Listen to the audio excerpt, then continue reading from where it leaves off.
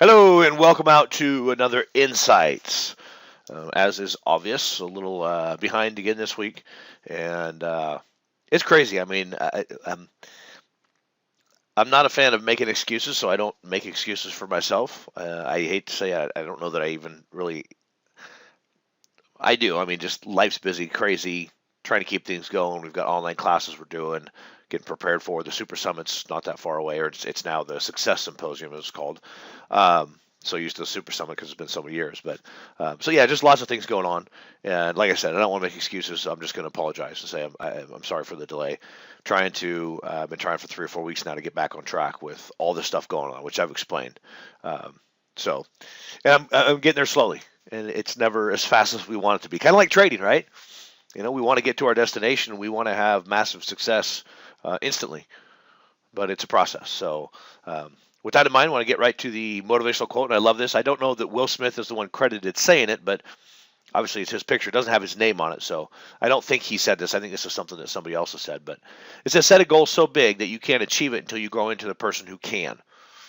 And I love that because until we get to a place, until we develop the skill and we do the things necessary to get to where we want to go, we'll never be there, right? It's like, and I used to say it too. I'm guilty of it, and I hear people now, especially being a little bit older. Um, I hear younger people say, "Well, if I just had this, I could do this and this and this." It's like, yeah, you got to go through those steps, that process, to get to the point where you can handle those things. And I see it now more than I used to. Age and wisdom, I guess, is the thing you say. So, um, there's things that 15, 20 years ago I probably wouldn't have handled that well, where today I'm more prepared and ready for them. So um, push yourself outside your limits and become that person that you need to be to get where you want to go. I love this quote. Absolutely love it. So with that, let's do a quick market update. And I wanted to do this last night and just got buried and stuff. So CPI is next week. Looking at, okay, it's 18th is today. Going out 21. There's Monday. Existing home sales. Obviously, that can have an effect on the housing sector.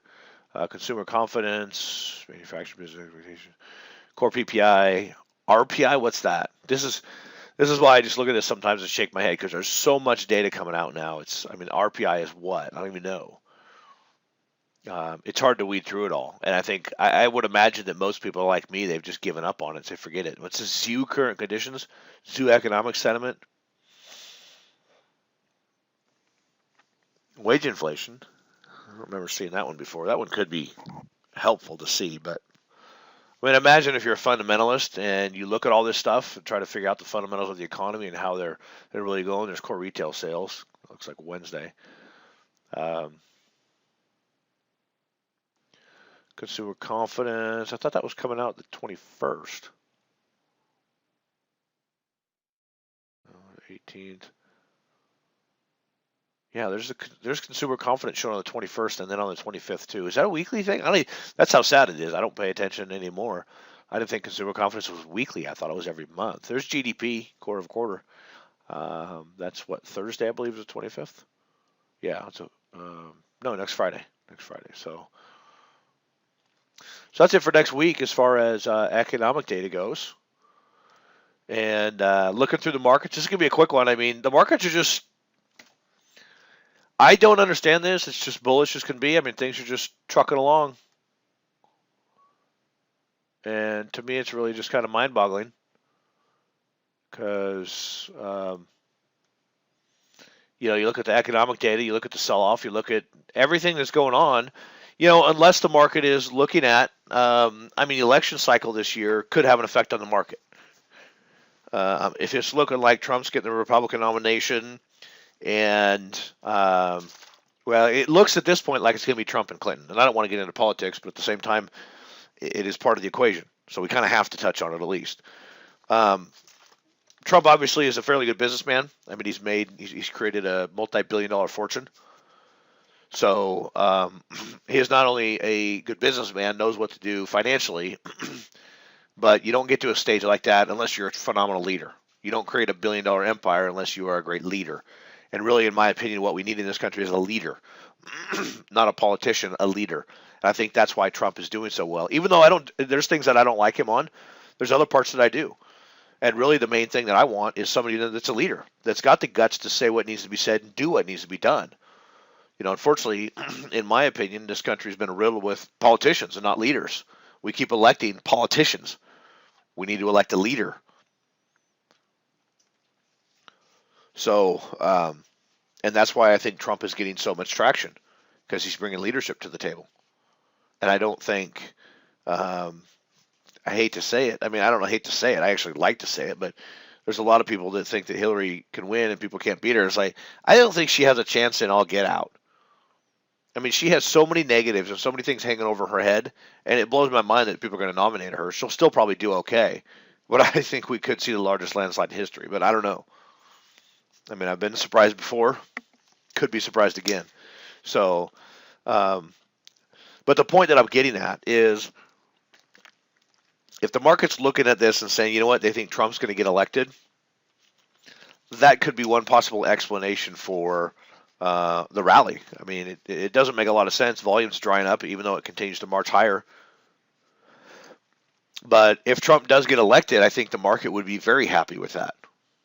I think the market would probably react very bullishly.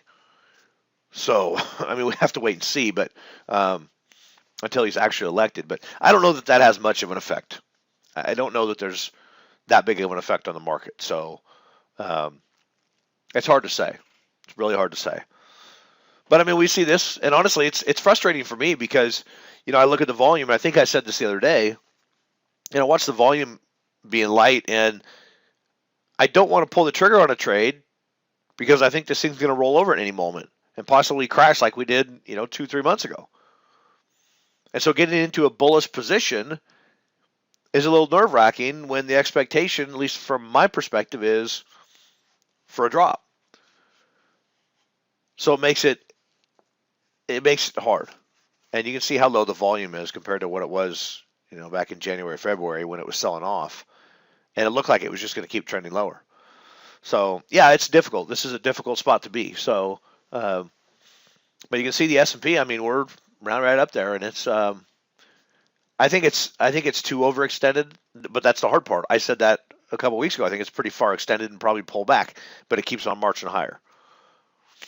So that's the tricky part about trading, is that you never ever know, and your opinion is just that. It's an opinion. And it doesn't mean it's not going to happen, but at the same time, I'm not going to give in to the fear, especially at this point, that I'm missing something, because it very well could keep rallying. But at this point, the odds are getting higher and higher. Every day it rallies, the odds are higher and higher that it's going to pull back and drop off. And if it does that, especially now being above 2,000, if it pulls back, if it drops to 2,000, and then looks like it's going to hold 2,000, then I might get more bullish. Then I might be a little more excited about the upside, depending on what the action looks like by the time it gets there. So right now, I'm just basically in a holding pattern, not doing much of anything. Just kind of hanging out, waiting, watching, and seeing, and a couple positions on that are just managing, essentially. So NASDAQ's very similar. It doesn't look a whole lot different. The Dow, same kind of picture. In fact, if we draw this line here, come on, there we go. We're probably right about there. Extend it to the right. Yep, same thing as the S&P. We're right at that line. So, I mean, 15.5 to 17.5, that's a 2,000 point swing, which realistically in reversals and topping patterns, this is the type of movement we get. We get a big sell-off, then we get a big rally back to the upside, and then it turns over, sells off. So we're still technically in a kind of basically in a downtrend, depending on what's happening today. It's up a little bit, but how it finishes is the question. But it's so extended right now that a pullback is more likely to happen than not. So let's see, transport's pretty darn bullish all of a sudden. There's another one, 6,500 to 8,000 basically. That's 1,500 points. That's huge. That's what, about a 30% run or so. So a pullback is pretty likely from here. The question is how far and how fast, or will it just go sideways?